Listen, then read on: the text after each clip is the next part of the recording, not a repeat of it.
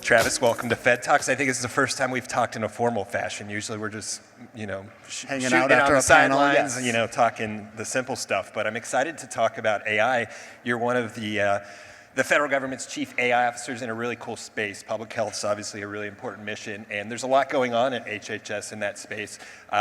If any of you are readers, and you should be at fedscoop.com, we had a exclusive broke the news. Our reporter Madison Alder did on HHS's HHS ChatGPT. So let's start there and hear about the rollout of that, and that the role that that's playing for CDC in its journey to adopt generative AI. Yeah, and thank you. And I'm excited to be here with all of you today to really talk about some of the stuff that CDC is doing in HHS.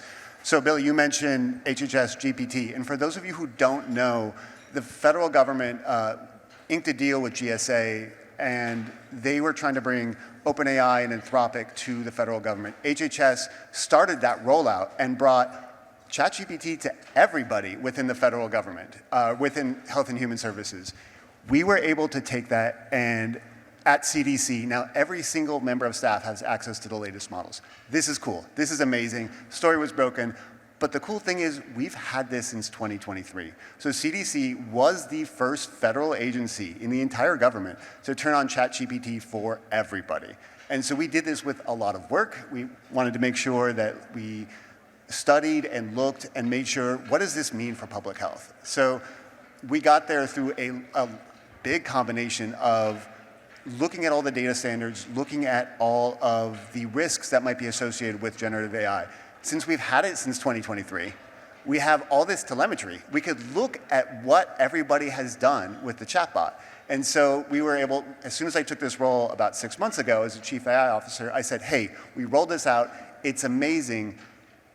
What have we done with it? What have we done with this generative AI? And then what does this mean for the rest of HHS? We looked at this. We had over 1.2 million chats. We looked at what was in the chats. We've saved about 41,000 hours. Based off the money that we've put in and the investment that we made, it is a 500% ROI on our initial investment. And so we look at this and the success of our CDC GPT models and say that's going to roll out to all of HHS. So it's like really exciting to see that happening at the department level, and we've been setting this up already. So it sounds like you guys are helping inform the road ahead for HHS as it becomes this scaled ChatGPT, or HHS GPT, excuse me, for the entire department. Yeah, for sure. When we went through this, we wrote generative AI guidance, and we were the first federal agency to do so. Shared it with all of our partners that are out here. I know we shared it with Commerce and a few others. That ended up being the Office of OPM's generative AI guidance. They use ours as a model for Very it. cool. Yes. Very cool. That's an exciting example of how things scale in government. Let's take it to the AI action plan. A number of folks have mentioned it today, and I'd love to dig in there because it's interesting to see how different agencies are looking to implement that. Particularly, I want to call out the AI innovation aspect because there's quite a bit in there in terms of call outs for federal agencies. So how does CDC think about implementing that and sort of putting that into action? Yeah, for sure. So it really does go back to all of the boring fundamentals that we need. It needs the data monetization. It needs the interoperability. It needs all of these kind of core things. We have really worked hard on this. We started the One CDP platform. That is the One CDC data platform. That is our modernization strategy. That is the way we will get to using all the fun AI projects. So that is kind of a core aspect of our data standards. That said, there's a lot of work you have to do when you have to look at all your schemas, look at all of your definitions, make sure they're all aligned. We are using AI to help with that process too. So we have to do our data standards to get to all this interoperability, to get to all this alignment, but we're also using AI to help us get to that spot. So let's maybe take a step back, and look at the, public health space. And I'd love to hear, you're the acting chief AI officer for CDC, so you've got a nice perspective on this, but where is AI really moving the needle for public health operations as we think about the CDC's role and some other missions within HHS? Yeah, so that's a really fun question.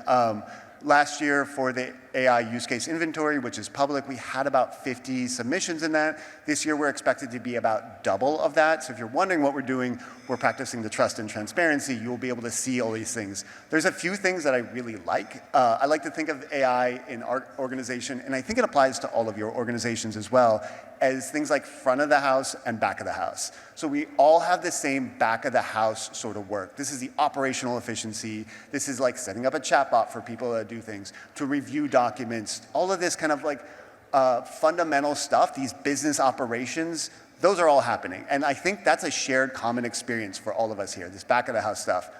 CDC is the nation's largest public health agency. And so we have a lot of interesting front of the house work. And this is where I'm gonna remind everybody that there is more AI than just chatbots and generative AI. And we've been doing machine learning, we've been doing fitting to models and forecasting for a very long time. Our Center for Forecasting and Outbreak Analytics has this really cool program called FluSight, which they're using to look at hospitals, they're looking at providers so that we can have an informed decision 1 to 3 weeks ahead when a flu might be coming through. We have another one called Tower Scout, which I'm really geeking out about because it's not a generative AI project, it's a computer vision project. This is something that we've talked about a little bit before, but it's different than all the other things. We're looking at satellite imagery, and when there's a Legionnaire's outbreak, one of the biggest causes of this are typically air conditioners. And in the modern day, they're these big industrial air conditioners. And this would take 8, 9 hours when there's an outbreak to look through all the satellite imagery and say, hey, where should we focus our efforts? AI, the program that we set up, can do it in a couple seconds. And so that's like an amazing improvement when speed is critical. Well, it's some really cool examples, and I think it sounds like we'll have some more coming, in the future with your doubling of your inventory. So kudos on that, and thanks for the transparency. It's helpful for us to be able to get a sense of that and follow along. A lot of this, and I think you'll probably have some key information because you've as you said, CDC's kind of been ahead of the curve in adopting chatbots and AI, but the workforce and upskilling element is really important. We've talked about this before, but I'd love for you to share a bit more about how you think about that within your role as the Chief AI Officer in making sure that the workforce is ready for these tools and using them properly. Yeah, absolutely. And I will note that the CDC's workforce, we are a federal agency, but we have so many jurisdictional partners at the state, at the county, at the tribal levels. And that is part of the workforce environment that we think of.